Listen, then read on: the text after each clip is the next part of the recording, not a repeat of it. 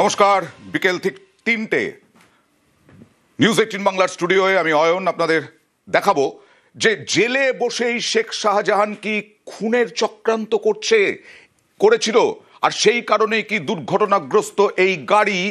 অন্যতম সাক্ষী ভোলা ঘোষ যাচ্ছিলেন আদালতে। শুধু দুর্ঘটনাগ্রস্ত নয়, এই গাড়িতে এই লরি দুবার ধাক্কা মারে মৃত্যু নিশ্চিত করতে।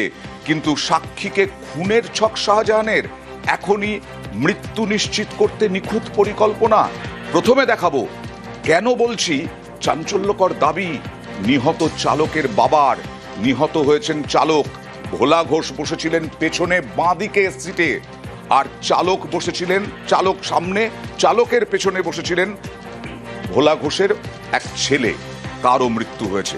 দেখুন কি বললেন চালকের বাবা, কি বিস্ফোরক অভিযোগ।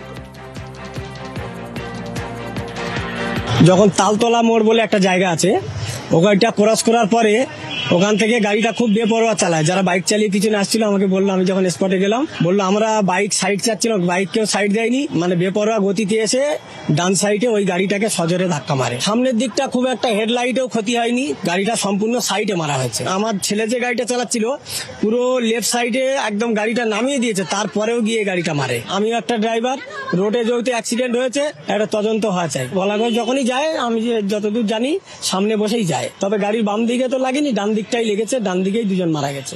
যখন ভোলা ঘোষ যান তখন সামনে বসেই যান, কিন্তু আজকে বাঁদিকে পেছনে বসেছিলেন। তিনি অন্যতম সাক্ষী, বারাসাতে আর কোর্টে যাচ্ছিলেন। সরাসরি একদম ঘটনাস্থল থেকে রয়েছেন আমাদের প্রতিনিধি অনুপম। এখনো লরি পড়ে রয়েছে। কিভাবে অ্যাক্সিডেন্টটা হয়েছে, দুর্ঘটনা হয়েছে, চক্রান্ত নিয়ে, রহস্য নিয়ে ব্যাপক আলোচনা হচ্ছে।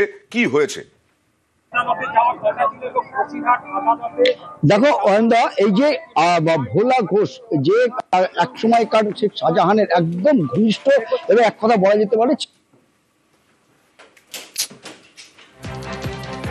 সাক্ষী কিন্তু ছিল শেখ শাহজাহানের এই ভোলা ঘোষ। এবং ভোলা ঘোষের কিন্তু এই যে সে সাক্ষী, আজকে সে আদালতে যাচ্ছিল, বসিরহাট মহকুমা আদালতে যাচ্ছিল, এবং তার সঙ্গে যাচ্ছিল তার দুই ছেলে এবং চালক। এবং এই যে যখন এইখান থেকে যে এই যে রাস্তাটা বাসন্তী হাইওয়ে, ভোলা ঘোষ তার বাড়ি যে সরবেরিয়া, সেখান থেকে মালঞ্চর দিক দিয়ে বসিরহাটের দিকে যাচ্ছিল। আর মালঞ্চর দিক থেকে একটা ট্রাক, খালি ট্রাক, সে কিন্তু মালঞ্চর দিক থেকে আসছিল। এসে প্রথমে একবার ধাক্কা মারলে গাড়ি যখন ছিটকে পড়ে যায়, তখনই কিন্তু আবারও সেই গাড়িতে কিন্তু আবারও ধাক্কা মারে। তারপরে ভোলা ঘোষের গাড়ি কিন্তু একদম পাশে যে নয়নজিলি, সেই নয়নজিলিতে গিয়ে ছিটকে পড়ে যায়। এবং তারপরে যে ট্রাকটি, সেই ট্রাকটিও কিন্তু রাস্তা থেকে নয়নজিলির ওপরে পড়ে গেছে। এবং এই যে ট্রাকটি, আমরা যে রাস্তার যে ছবিটা দেখছি, সেই রাস্তায় কিন্তু একটা দুর্ঘটনা ঘটার আগে যে চালক যে ব্রেক মারে, যে শেষ আপ্রাণ চেষ্টা করে যে ব্রেক মারে বা ব্রেকের যে টায়ারের দাগ থাকে, সেই রকম কোন টায়ারের দাগ কিন্তু এই যে ট্রাক যেখানে পড়ে আছে তার আশেপাশে কোথাও কিন্তু দেখা যাচ্ছে না। তার মানে কিন্তু পরিষ্কার বোঝা যাচ্ছে যে ট্রাক চালক ছিল, সে কিন্তু একবারের জন্য কিন্তু তার যে ব্রেক, সেই ব্রেকে কিন্তু পা ঠেকায়নি, যে সরাসরি এসে কিন্তু গাড়িতে ধাক্কা মেরেছে। এবং একবার না, দুইবার কিন্তু ধাক্কা মেরেছে। এবং তারপরেই কিন্তু ট্রাকটি পড়ে গেছে। এবং ট্রাকটির যে চালক, সেই চালকের কিন্তু কোনো রকম ক্ষয়ক্ষতি হয়নি। চালক 16 চাকার গাড়ি, সেই 16 চাকার ট্রাক যদি দুর্ঘটনা এড়াতে চাইতো, তাহলে হ্যাঁ, এই রাস্তায় চাকার দাগ পড়তো। কিন্তু চাকার দাগ কিচ্ছু নেই। আমাদের প্রতিনিধি দেখালেন এই শেখ শাহজাহান এখন জেলবন্দি। সেই শেখ শাহজাহান কি জেলে বসেই চক্রান্ত করেছিল খুনের? এরকমটাই উঠে আসছে একটা রহস্য। জেলে বসেই খুনের ছক। এই যে লরি, এই লরি 16 চাকার, সেই 16 চাকার লরি, সেই বড় লরি, সেই 16 চাকার লরি, সেটা একেবারে গিয়ে পড়লো ভেড়িতে। গাড়ি পড়লো ভেড়িতে, কোন রকম কোনো চাকার দাগ নেই। অনুপম, স্থানীয়রা কি বলছেন, কিভাবে দুর্ঘটনা ঘটেছে? মানে এসে পেছন থেকে, আরেকবার জানতে চাইবো, পেছন থেকে ধাক্কা মেরেছে না মুখোমুখি সংঘর্ষ হয়েছে, আরেকটু পরিষ্কারভাবে জানতে চাইবো। আর দেখো অয়নদা একদম সামনাসামনি ধাক্কা মেরেছে, তার কারণ এই যে রাস্তাটা এই দিক দিয়ে যেটা আসছে সেটা হচ্ছে সরবেরিয়া থেকে মালঞ্চর দিকে যাচ্ছে, আর উল্টো দিকে মালঞ্চর দিক থেকে যে ট্রাকটি আসছিল সরবেরিয়ার দিকে। আর ঠিক এই যে এখানটায় কিন্তু জনমানব শূন্য বলা যেতে পারে, এমনি সময় কিন্তু কোনো লোকজন থাকে না, দুর্ঘটনা হয়েছে সেই জন্য কিন্তু লোকজন আশেপাশে দেখা যাচ্ছে, এমনি সময় কিন্তু ফাঁকাই থাকে এবং এইখানটাতেই কিন্তু দুর্ঘটনাটা ঘটেছে এবং সামনাসামনি মুখোমুখি সংঘর্ষ হয়েছে। এবং এই যে ট্রাকটি প্রথমে ধাক্কা মারার পরে যে চার চাকার যে গাড়িটি সেটি রাস্তা থেকে সরে আসে, তারপরে আবার ধাক্কা মারার পরে কিন্তু তার মানে ভোলা দুবার গাড়ি ধাক্কা মারে। ঠিকই বলেছেন চালকের বাবা, দুবার ধাক্কা মারা হয়। মৃত্যু নিশ্চিত করতেই কি দুবার ধাক্কা? কেন দুবার ধাক্কা মারতে হলো লরিকে? এই দেখুন, এই গাড়িতেই ছিলেন শাহজাহান মামলার সাক্ষী। দুর্ঘটনা ঘিরে রহস্য, সাক্ষীর মৃত্যু নিশ্চিত করতে কি নিখুঁত পরিকল্পনা? ভোলা ঘোষ এবং তার দুই ছেলে সঙ্গে ছিলেন এবং এক ছেলে এই চালকের গাড়ির পেছনেই বসেছিলেন, আর ডান দিক থেকে ধাক্কা লেগেছিল বলেই জানা যাচ্ছে এবং সেখানে চালক এবং আরেক ছেলের মৃত্যু হয়। সত্যজিৎ ঘোষ মারা গেছে, আর চালকের ছবি দেখুন, এই শাহানুর মোল্লা, মৃত গাড়ির চালক শাহানুর মোল্লা। এই গাড়ির চালকই প্রতিদিন নিয়ে যেতেন, যেখানে যেতেন এই গাড়িতে চালক থাকতেন এই শাহানুর মোল্লা। দুর্ঘটনাগ্রস্ত গাড়ি, এই গাড়িতেই ছিলেন শাহজাহান মামলার সাক্ষী।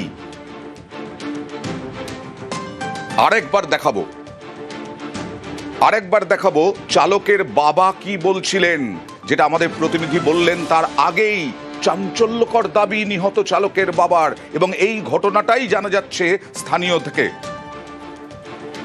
যখন তালতলা মোড় বলে একটা জায়গা আছে, ওখানটা ক্রস করার পরে ওখান থেকে গাড়িটা খুব বেপরোয়া চালায়। যারা বাইক চালিয়ে পিছনে আসছিল আমাকে বললো, আমি যখন স্পটে গেলাম বললো আমরা বাইক সাইড চাচ্ছিলাম, বাইক কেউ সাইড দেয়নি, মানে বেপরোয়া গতিতে এসে ডান সাইডে ওই গাড়িটাকে সজোরে ধাক্কা মারে। সামনের দিকটা খুব একটা হেডলাইটেও ক্ষতি হয়নি, গাড়িটা সম্পূর্ণ সাইডে মারা হয়েছে। আমার ছেলে যে গাড়িটা চালাচ্ছিল পুরো লেফট সাইডে একদম গাড়িটা নামিয়ে দিয়েছে, তারপরেও গিয়ে গাড়িটা মারে। আমি একটা ড্রাইভার, রোডে যেহেতু অ্যাক্সিডেন্ট হয়েছে একটা তদন্ত হওয়া চাই। বলাগঞ্জ যখনই যায়, আমি যতদূর জানি সামনে বসেই যায়, তবে গাড়ির বাম দিকে তো লাগেনি, ডান দিকটাই লেগেছে, ডান দিকেই দুজন মারা গেছে। আর কলকাতায় নিয়ে আসা হয়েছে মৃতদেহ। সরাসরি চলে যাব বিশ্বজিতের কাছে। বিশ্বজিৎ, কেন এই চক্রান্তের কথা বলছেন এরা, যে চক্রান্ত শেখ শাহজাহান করতে পারেন জেলবন্দি অবস্থায় এই সাক্ষীকে মৃত্যুর বা খুনের চক্রান্ত?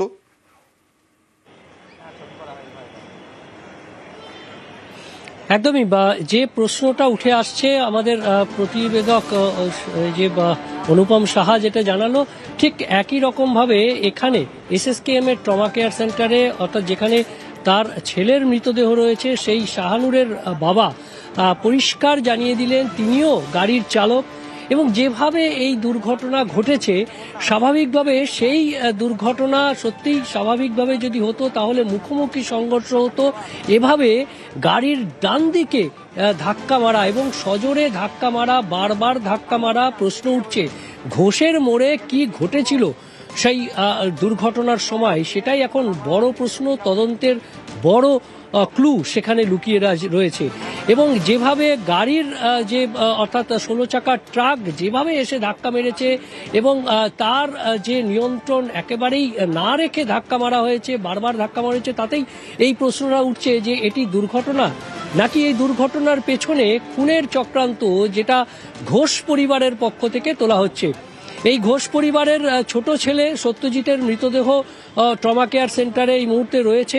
এই দুজনকেই, অর্থাৎ গাড়ির চালক তাকে এবং সত্যজিৎ, দুজনকেই ব্রড ডেথ ঘোষণা করা হয়েছে। আমি ভোলা ঘোষ কি বলছেন, আর বিশ্বজিৎ ঘোষ যিনি বেঁচে গেছেন, সত্যজিৎ ঘোষ মারা গেছেন, তার আরেক ছেলে, তারা কি বলছেন দেখুন।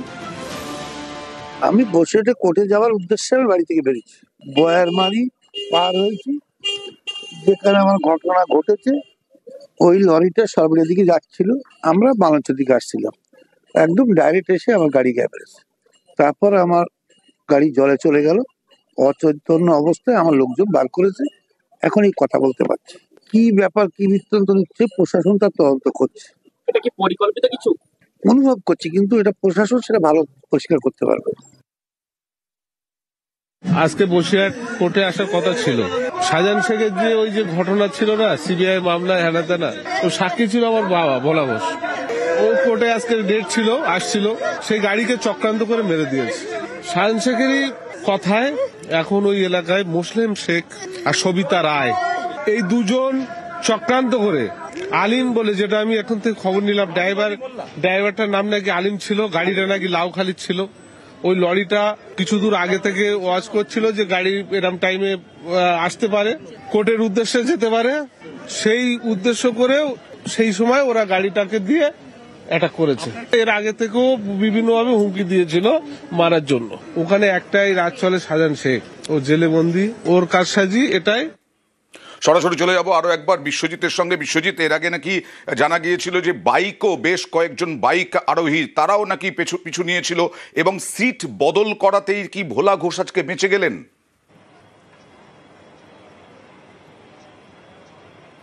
একদমই, বরাবরই 6-7 মাস ধরে এই গাড়ির চালক শাহানুর এবং বরাবরই যখন বাড়ি থেকে বেরোন সরবেরিয়া থেকে, তখন ভোলা ঘোষ ঠিক চালকের শাহানুরের পাশের আসনে অর্থাৎ সামনের দিকেই বসে থাকেন। আর স্বভাবতই আমরা জানি যে দুর্ঘটনা ঘটলে সামনের দিকে বসে থাকলে দুর্ঘটনায় ক্ষতিগ্রস্ত হওয়ার সম্ভাবনা অনেকটা বেশি থাকে। এবং আজ পেছনের দিকে বসেছেন ভোলা ঘোষ এবং পেছনের দিকে বসার পাশাপাশি একইভাবে তিনি বাঁ দিকে বসেছেন। অর্থাৎ এই যে গাড়িটি, ট্রাকটি ধাক্কা মেরেছে, সেটি বারবার দুবার ধাক্কা মেরেছে। অন্তত ডান দিকে, গাড়ির সামনের থেকে এসে ডান দিকে এই ধাক্কা মারা, তাতেই কার্যত প্রাণে বেঁচে গেছেন বলা ভালো এই পেছনের সিটে এবং বাঁ দিকে বসাতে। আরও একটি প্রশ্ন, যেটি যে বাইক চালকদেরকে, এই যে গাড়িটি অর্থাৎ 16 চাকার যে ট্রাকটি, সেই ট্রাকটি যাচ্ছিল মালঞ্চের দিক থেকে, এটি যাচ্ছিল ন্যাজাটের দিকে। আর যখন এটি ঠিক ঘোষের মোড়ের আগে, ঠিক সেই কিছুটা দূর থেকেই এটি বেপরোয়াভাবে চালানো হচ্ছিল। খালি গাড়ি, অথচ বেপরোয়াভাবে কেন যাচ্ছিল? বাইক আরোহী যারা, তারা এই গাড়িটিকে, 16 চাকার গাড়ি গেলে সাধারণত বাইক তার থেকে বেশি স্পিডে আগে বেরিয়ে যায়, কিন্তু সেই 16 চাকার ট্রাকটি কোনো বাইককে সাইড দিচ্ছিল না। অর্থাৎ রাস্তা জুড়ে বেপরোয়াভাবে চালিয়ে এসে ঘোষের মোড়ের কাছে এই দুর্ঘটনা। এবং বিশ্বজিৎ, এটাও খুব গুরুত্বপূর্ণ যেটা আমাদের প্রতিনিধি বললেন, যে যদি দুর্ঘটনা হতো, একেবারে পাতি দুর্ঘটনা, তাহলে এই লরি, এই শাহানুর মোল্লা চালাচ্ছিলেন গাড়ি, তার পেছনে এসে ধাক্কা মারলো যখন, বা ডান দিকে এসে ধাক্কা মারলো যখন লরি, সেই লরি, যে লরি পড়ে আছে এখনো, সেই লরি ব্রেক কষলে পরে এত বড় একটা লরি, চাকার দাগ পড়তো রাস্তায়, কিন্তু একটিও দাগ নেই। আমাদের প্রতিনিধি অনুপম সেটাই বললেন। তাহলে কি বুঝে নিতে হবে যে চক্রান্ত, এখান থেকেই অনেকে চক্রান্তের গন্ধ পাচ্ছেন। সরাসরি আরো একবার বিশ্বজিতের কাছে যাব। বিশ্বজিৎ, কি বলছেন পরিবারের পক্ষ থেকে, যে এই ভোলা ঘোষকে নাকি অনেকবারই হুমকি দেওয়া হয়েছে, অ্যাটাক করা হয়েছে?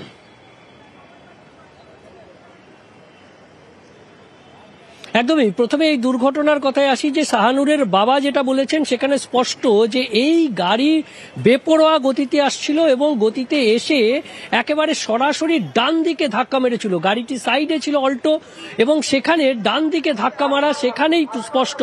আর যেভাবে এই মুহূর্তে বিশ্বজিৎ, বড় খবর যে এই যে লরি, এই লরির ফিটনেস সার্টিফিকেট ছিল না, 10ই নভেম্বর শেষ হয়ে গিয়েছিল। এই লরির রেজিস্ট্রেশনও ছিল না এই লরির। তাহলে এই লরি রাস্তায় চলছিল কি করে? ফিট সার্টিফিকেট ছিল না এই ঘাতক ট্রাকের, এই লরির ফিটনেস সার্টিফিকেট ছিল না। 2রা নভেম্বর পর্যন্ত ছিল ফিট সার্টিফিকেট, আবার রেজিস্ট্রেশনও বাতিল হয়ে গিয়েছিল, রেজিস্ট্রেশনও ফেল হয় 13ই সেপ্টেম্বর। কথা বলবো প্রতিনিধি আবিরের সঙ্গে। আবির, কি খবর রয়েছে? আবিরের সঙ্গে কথা বলার চেষ্টা করব। ফিট সার্টিফিকেট ছিল না, রেজিস্ট্রেশনও ছিল না, তাহলে লরি পড়েছিল কোথাও? আর এই জন্যই কি যারা চক্রান্ত করেছিল, তারা কি ভোলা ঘোষকে খুন করার জন্যই এই লরি কাজে লাগানোর চেষ্টা করেছিল? এই লরি দিয়েই কি খুন করার চক্রান্ত হয়েছিল? যে কোনো কিছু কাগজপত্র পরিষ্কার থাকবে না এবং এই লরিকে ধরতেও পারবে না, রেজিস্ট্রেশন নেই, ফিট সার্টিফিকেট নেই। আরেকবার সরাসরি চলে যাব প্রতিনিধি আবিরের কাছে। আবির, কি জানা যাচ্ছে? দেখো, যে গাড়িটি দুর্ঘটনা ঘটিয়েছে বলে জানতে পারা যাচ্ছে, সেই গাড়িটি যে ওনার বা মালিকের যে নাম হিসাবে পরিবহন দপ্তরের কাছে নথিবদ্ধ আছে সেটা হচ্ছে আব্দুল সামাদ মোল্লা বলে। এবং এই গাড়ির যে ফিটনেস এবং রেজিস্ট্রেশন দুটোই তার যে নির্দিষ্ট সময়সীমা তা অতিক্রম করে গেছে। এই গাড়িটির রেজিস্ট্রেশন ভ্যালিড ছিল হচ্ছে 2025-এর 13ই সেপ্টেম্বর পর্যন্ত, এটি চলছে হচ্ছে ডিসেম্বর মাস। এবং এই গাড়ির যে ফিটনেস ভ্যালিডিটি সেটাও ছিল হচ্ছে 2রা নভেম্বর 2025 পর্যন্ত, সেটিও পেরিয়ে গিয়েছে। এবং এই গাড়িটি রাজ্য WB65D 3284 এই যে গাড়িটি, সেটি পণ্যবাহী গাড়ি হিসাবেই রেজিস্ট্রেশন করা ছিল। ফলে গাড়িটি ফিটনেস ছাড়া, রেজিস্ট্রেশন ছাড়াই রাস্তাতে চলছিল এবং সেই গাড়িটি আজকে দুর্ঘটনাটা ঘটিয়েছে। এই ফিটনেস ছাড়া এবং যদি রেজিস্ট্রেশন না থাকে সেই লরি রাস্তায় এলো কি করে, এটাও তো প্রশ্ন আবির। একেবারেই তাই, প্রশ্ন তো বটেই। যে গাড়ি দুর্ঘটনা ঘটাচ্ছে এবং পরবর্তী সময়ে দেখতে পাওয়া যাচ্ছে যে গাড়ির ফিটনেস নেই, গাড়ির রেজিস্ট্রেশন ফেল। এক্ষেত্রে দাঁড়িয়ে ওই জেলার যেখান থেকে গাড়ির রেজিস্ট্রেশন হয়েছে সেখানকার মোটর ভেহিকেল ডিপার্টমেন্টের তরফ থেকে যথাযথভাবে নথি বা তথ্য রাখা হয়নি এবং গাড়ির কোনো পরীক্ষা করাও হয় না। ফলে ফিটনেস ছাড়াই গাড়ি রাস্তাতে নেমেছে এবং সেই গাড়ি দুর্ঘটনা ঘটিয়েছে। ফিটনেস ছাড়া লরি, এবং সেই লরি কেন তাহলে রাস্তায় এলো, কেন রাস্তায় নামলো, এবং এর পেছনেও কোনো চক্রান্ত আছে কিনা, এটাও তো একটা বড় প্রশ্ন। আবারও বিশ্বজিতের কাছে যাব। বিশ্বজিৎ, যা জানা যাচ্ছে এই লরির কোনো ফিটনেস সার্টিফিকেট ছিল না। অনুপমের কাছে যাব। অনুপম, এই লরি কোনো ফিটনেস সার্টিফিকেট ছিল না, কোনো রকম রেজিস্ট্রেশন ছিল না, তুমি শুনলে আবিরের মুখে। এই লরি কার জানা যাচ্ছে কিনা, 1 নম্বর। 2 নম্বর হচ্ছে এই ভোলা ঘোষকে বারবার নাকি থ্রেট দেওয়া হতো, হুমকি দেওয়া হতো।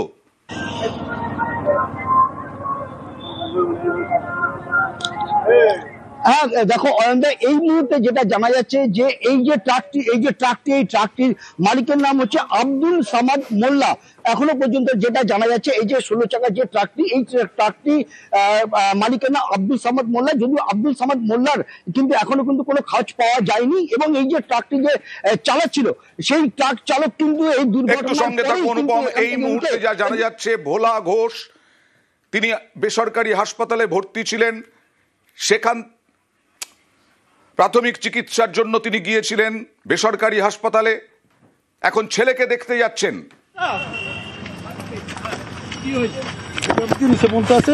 সবটা তোমার লিখিত হবে জানাচ্ছি।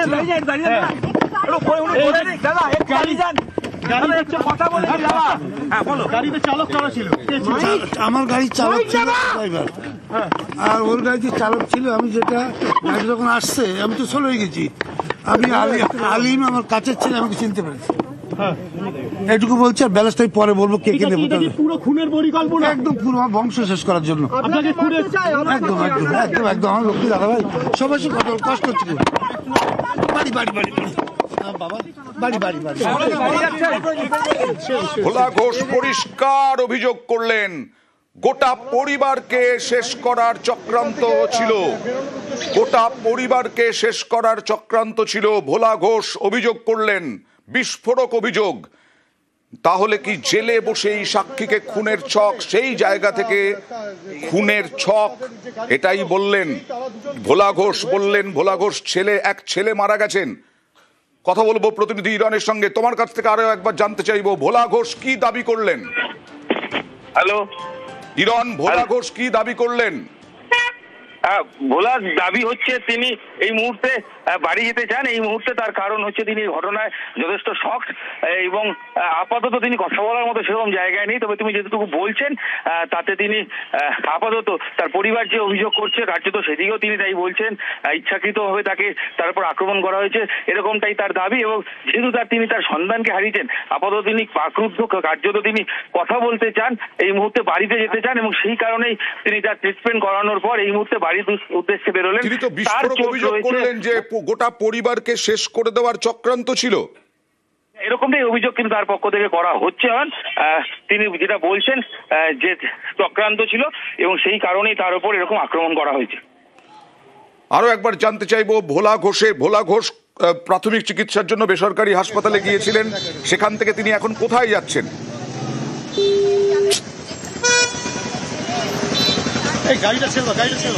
পরিষ্কার বললেন, বিস্ফোরক অভিযোগ, গোটা পরিবারকে শেষ করে দেওয়ার চক্রান্তই করা হয়েছিল। ভোলা ঘোষ যিনি ছেলেকে হারিয়েছেন, সেই ছেলেকে হারিয়েছেন, এক ছেলে বেঁচে আছে, তিনিও কোনো ক্রমে বেঁচে গেছেন। বলা হচ্ছে সিট পরিবর্তন করেছিলেন, সেই কারণেই তিনি আজকে এই দুর্ঘটনা থেকে বেঁচে গেলেন। তাকে বারবার নাকি থ্রেট দেওয়া হতো, হুমকি দেওয়া হতো। ভোলা ঘোষ কি বললেন আরেকবার শোনানোর চেষ্টা করব আপনাদেরকে। ভোলা ঘোষ জেলে বসেই কি এই ভোলা ঘোষকে খুনের ছক, শাহজাহান মামলায় ভোলা ঘোষ সাক্ষী এবং কোর্টে যাচ্ছিলেন।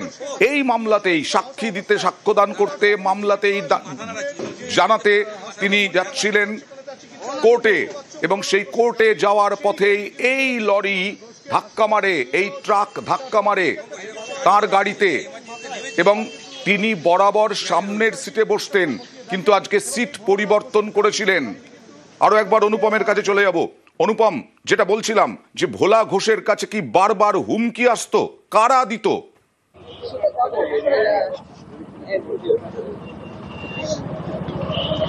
দেখো এমনটাই কিন্তু অভিযোগ করছে ভোলা ঘোষ আজকে দুর্ঘটনার পরে। তার কারণ এর আগে কিন্তু ভোলা ঘোষ আতঙ্কিত হোক বা যে কোনো কারণেই ভোলা ঘোষ কিন্তু মুখ খোলেনি, কিন্তু আজকে এই যে দুর্ঘটনা, তার একটা ছেলের মৃত্যু এবং তার যে দুর্ঘটনা একদম মৃত্যুর হাত থেকে ফিরে এসেছে, তারপরেই কিন্তু সে মুখ খুলেছে।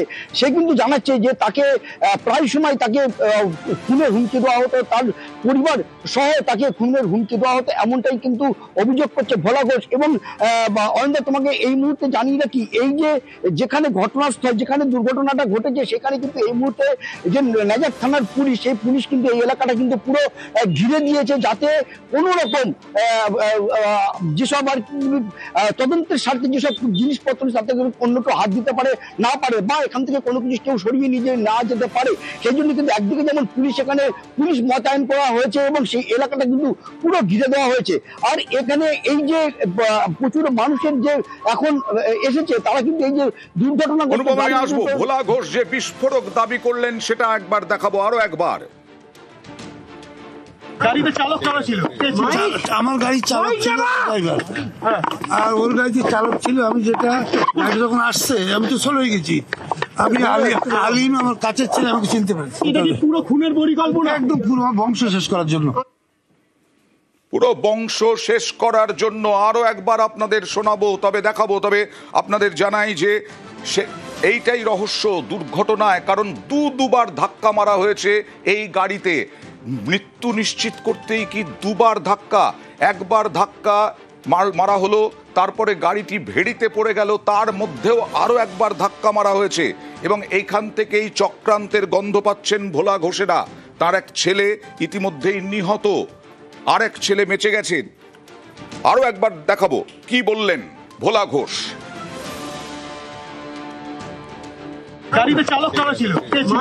আমার গাড়ি চালক ছিল, ড্রাইভার, আর ওর গাড়িতে চালক ছিল। আমি যেটা গাড়ি যখন আসছে আমি তো চলে গেছি। আমি আলিম আমার কাছের ছেলে, আমাকে চিনতে পারছি। এটা কি পুরো খুনের পরিকল্পনা? একদম পুরো আমার বংশ শেষ করার জন্য। তিনি কি দাবি করলেন কোথাও বক্তব্যের মধ্যে যে এই লরি যে চালাচ্ছিল তাকে চিনতে পেরেছে? মনে হয় তিনি দাবি করলেন। আরো একবার চলে যাব অনুপমের কাছে। অনুপম, যেটা তুমি বলছিলে বারবার থ্রেট আসতো, বারবার হুমকি আসতো, এই ভোলা ঘোষের সঙ্গে শেখ শাহজাহানের কিরকম সম্পর্ক ছিল?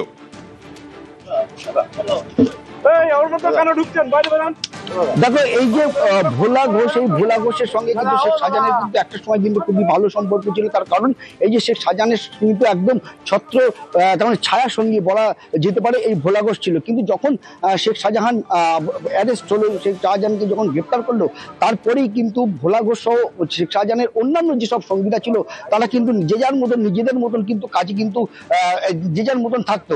এবং এরপরেই কিন্তু যে আজকে যে ভোলা ঘোষের যে বসিরহাট আদালতে যে তার সাক্ষ্য ছিল, সেই সাক্ষ্য দিতেই কিন্তু ভোলা ঘোষ এবং ভোলা ঘোষের ছেলে কিন্তু যাচ্ছিল, এবং তখনই কিন্তু এই যে দুর্ঘটনাটা ঘটে। এবং যেটা বারবার করে বলতে হচ্ছে যে ভোলা ঘোষের যে গাড়ি সেটা কিন্তু আসছিল সরবেরিয়ার দিক থেকে, এই বাসন্তী হাইওয়ে ধরে মালঞ্চর দিকে যাচ্ছিল, এবং মালঞ্চর দিক থেকে কিন্তু একটি 16 চাকার লরিটি আসছিল এবং তাকে প্রথমে ধাক্কা মারার পরে যখন এই ভোলা ঘোষের গাড়ি যখন রাস্তার ধারে সরে যায়, তখন কিন্তু দ্বিতীয়বার আবার ধাক্কা মারে। তখনই কিন্তু নয়নজুলিতে ভোলা ঘোষের গাড়ি সহ মধ্যে 4 জন, ভোলা ঘোষ সহ 4 জন, তারা কিন্তু রাস্তার নয়নজুলিতে গিয়ে পড়ে যায়, এবং সেই ট্রাকটি কিন্তু সেই নিয়ন্ত্রণ হারিয়ে সামনে যে নয়নজুলিতে সেটি কিন্তু নিয়ন্ত্রণ হারানো তো বলে না এটাকে। যদি তুমি দেখো তাহলে ব্রেক, তুমি বললে যে ব্রেক না কষলে পরে এই বড় লরি, তাহলে তার চাকার দাগ থাকতো রাস্তায়, সেই চাকার দাগ নেই। ফিটনেস সার্টিফিকেট ছিল না। দেখুন রেজিস্ট্রেশনও কবে শেষ হয়ে গেছে। ফিটনেস দেখুন 2025-এর 2রা নভেম্বর পর্যন্ত ছিল। আব্দুজ সামাদ মোল্লা এর নামে এই লরি 2025-এর 2রা নভেম্বর পর্যন্ত রেজিস্ট্রেশন ছিল। আবার দেখাবো কি অভিযোগ করলেন, বিস্ফোরক দাবি করলেন ভোলা ঘোষ। গাড়িতে চালক কারা ছিল? আমার গাড়ির চালক ছিল ড্রাইভার, আর ওর গাড়িতে চালক ছিল। আমি যেটা গাড়ি যখন আসছে আমি তো চলে গেছি। আমি আলিম আমার কাছের ছেলে, আমাকে চিনতে পারছি। এটা কি পুরো খুনের পরিকল্পনা? একদম পুরো বংশ শেষ করার জন্য। বংশ শেষ করার জন্য খুনের পরিকল্পনা। কারণ তিনি সাক্ষী, তিনি কোর্টে যাচ্ছিলেন শেখ শাহজাহানের বিরুদ্ধে সাক্ষী। শাহজাহান সিবিআই মামলায় অন্যতম সাক্ষী এই ভোলা ঘোষ। দুর্ঘটনায় মৃত সাক্ষীর ছেলে সত্যজিৎ ঘোষ, বিশ্বজিৎ ঘোষ, তিনি বেঁচে গেছেন। তিনি সামনে বাঁ দিকে বসেছিলেন, সত্যজিৎ পেছনে ডান দিকে বসেছিলেন। আর ভোলা ঘোষ অন্যান্য দিনের মতো সামনে বসেননি, তিনি পেছনে বাঁদিকে বসেছিলেন। আর এই লরি দুর্ঘটনা, লরি যে মারলো ধাক্কা, দুবার মারলো এই গাড়িতে, গাড়ি ভেড়িতে পড়লো, মারা গেল 2 জন চালক সহ। ভোলা ঘোষ বেঁচে গেলেন। ভোলা ঘোষ কি সিট পরিবর্তন করতেই বেঁচে গেলেন এই দুর্ঘটনা থেকে? শেখ শাহজাহান কি জেলে বসেই সাক্ষীকে খুনের চক্রান্ত করেছেন? এই সমস্ত প্রশ্ন উঠে আসছে এই দুর্ঘটনার পরে।